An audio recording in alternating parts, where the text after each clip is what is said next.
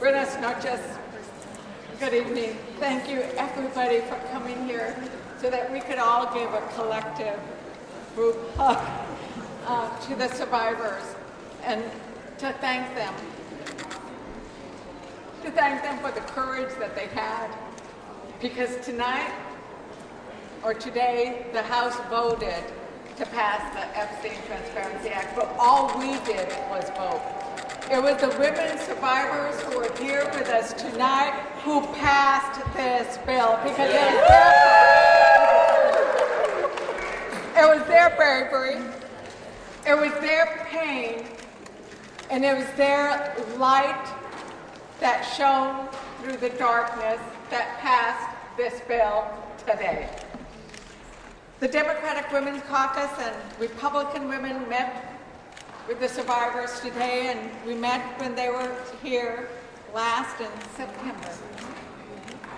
And I remember back then you told us that Epstein told you that he had the government and he had the banks, and you had no power. What you have shown the nation today is that you have a voice and you have a power and you have the light. And we know that you have done that on behalf of not just yourselves, but you've done that on the thousands who could not be here today. You've done that on behalf of the girls and the children and the boys and the missing women across this country. Because anytime any girl or woman or boy is abused or trafficked or raped, we must all speak up. I come from New Mexico, and my district has the sort of ranch. And I know there were atrocities that occurred there. But what you have done today, and what we will hopefully have done in the Senate, will begin changing the way in which we think about this crime, the way we think about the idea that the elite and the powerful believe that they can get away with it. Because you have shown that we will not let them get away with it. And so we know that you are standing here for so many. And I want to say that we are standing in solidarity with you, and that we wish we could all give you hugs every single day, because we know that the courage you have done, that the pain you experience, that every time you have to testify about it, every time you have to show up, every time you have to push back on that lie, it is reopening the trauma and the pain that each of you endure. And for that, we are grateful. And now I want to pass it over to Lauren Hirsch, the National Director of the World Without Exploitation. And let us each hope that we get a world without exploitation.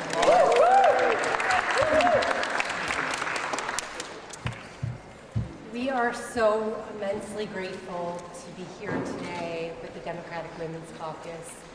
Your leadership has just been extraordinary. You did what these women have asked people to do for the last 3+ decades, which was to listen to them, to stand with them, and to release their truth. And today it happened. So I'm just so immensely grateful to you. There are so many heroes in this room that we are all collectively blown away to be standing beside you.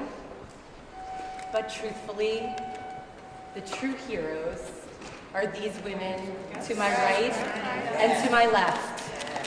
And this moment belongs to them.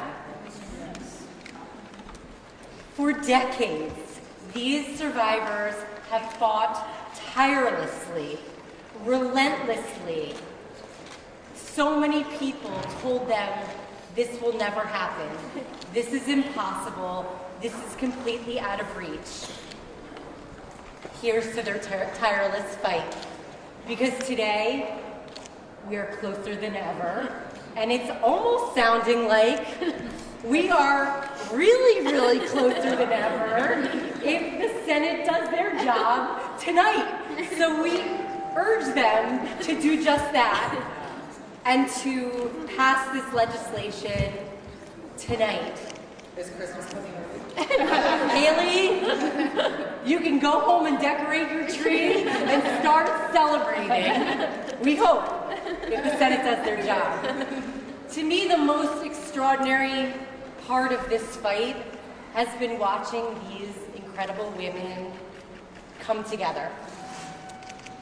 They come from different backgrounds, they come from different states, they're not a monolith, they have had different experiences, they even have different political beliefs, but they came together with one laser-focused goal, and that was to release all the files.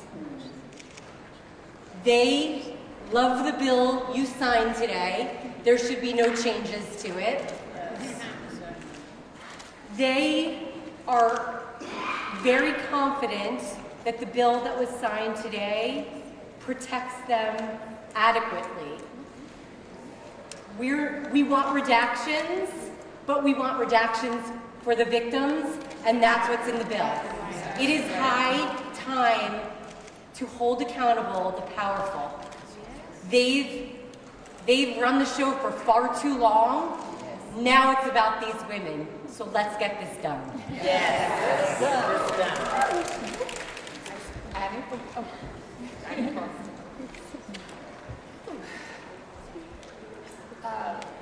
I think it was about, well, not even a week ago maybe, that I was sitting in a TV studio hearing some men talk about what this next legislative process entailed and how it was really incredibly unlikely that we would ever make it to pass this point. Maybe we get the votes we needed in the House. And so I just think that the fact that we are here with a nearly unanimous vote today says so much, and that we are really about the power of people coming together and the power of women coming together. So I want to also express my gratitude to all the people sitting here behind us. That we have not been heard for so long, and I think the power of being heard and being recognized and being validated is incredibly healing. So thank you so much. Yes.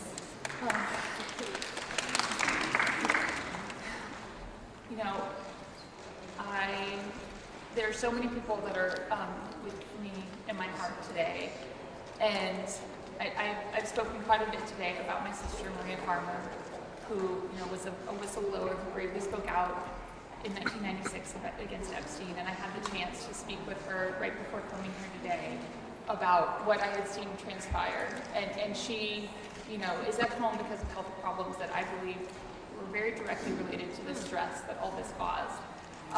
But she was full of joy hearing about what's happened and hearing that we are so close to being where we need to be to finally bring the light into the darkness of this case. But I, of course, am also thinking about others in this case, and we know that the harms that are caused by these types of traumas have long-lasting results, right? And there are people that are no longer with us, in part due to the trauma that they suffered because of this case. One of those women I've been thinking of today is Carolyn Adriano, who spoke out so bravely in the Maxwell trial, which I know as a witness in that case was an extremely stressful experience. And after that, she lost her life to, I think, issues related to just the stress of all the trauma that she had been through in her life. And I think that's what people sometimes don't understand about the lasting effects of these types of crimes. I've had the opportunity, the great privilege of my life as a psychologist to work with people who have been victims of these types of crimes in all different settings. One of the most transformative experiences of my life was working with Native Alaskan women in rural Alaska, Yupik women, where there are very high rates of child sexual abuse and exploitation. And what I saw from them in terms of the courage and resilience of moving forward really inspired me. Long before I had ever spoken out in this case, right? And since then, working, doing therapy with women, I've seen so much of how the long-lasting impacts of these things. And so I am thinking about so many women as I am here today. And most of all, I'm thinking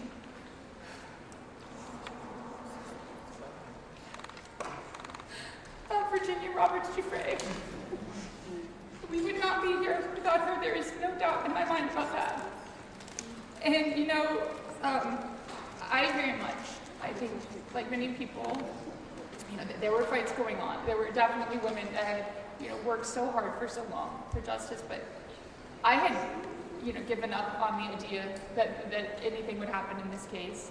After the sweetheart deal, I felt like everyone knew about Epstein. We would see things in tabloids about Epstein. This was not a secret, right? And when I first saw the photo of Virginia and Prince Andrew, I was at my job. I remember so clearly the moment that it popped up on my computer screen, and I just kind of was taken aback.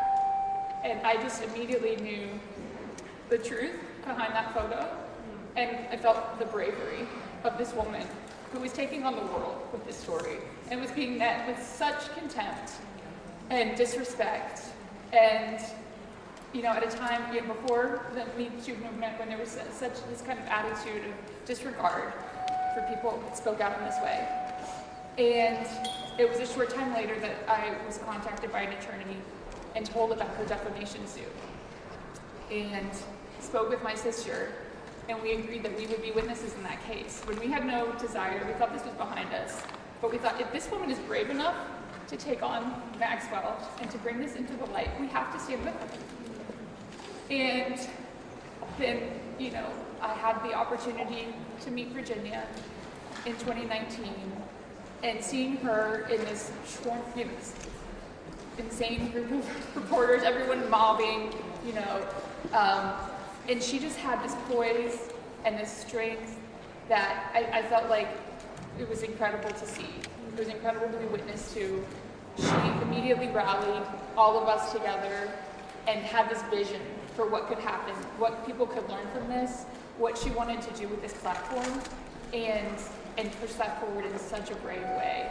And I think the fact that her memoir has just been released is a bestseller, and we are here today is not a coincidence. She is changing hearts and changing minds, all over this country and all over the world. And so I just want to, take a moment. I feel like she's here with us. I feel like she can see this. So thank you, Virginia, for all of that you've done for all of us.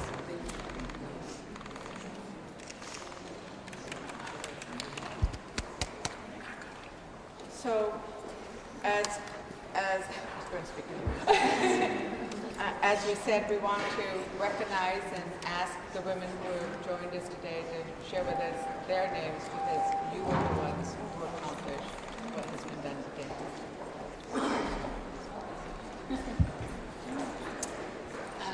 Hello, and my name is Teresa J. Helm.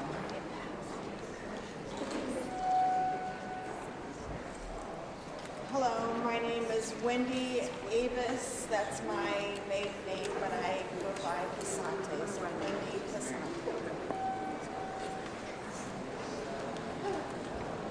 My name is Jenna Lisa Jones. My name is Mara Bloom McGee.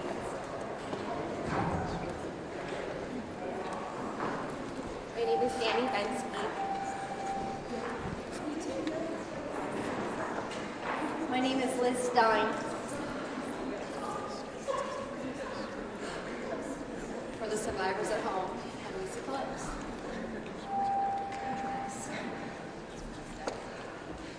I'm Marina Lucerdo. My name is Rena Owen, and I brought these flowers for someone who couldn't be here with us. Her name is Carolyn Indiana, and she passed away in 2020. And as many of us who are looking at our phones know that the Senate has passed the bill on a unanimous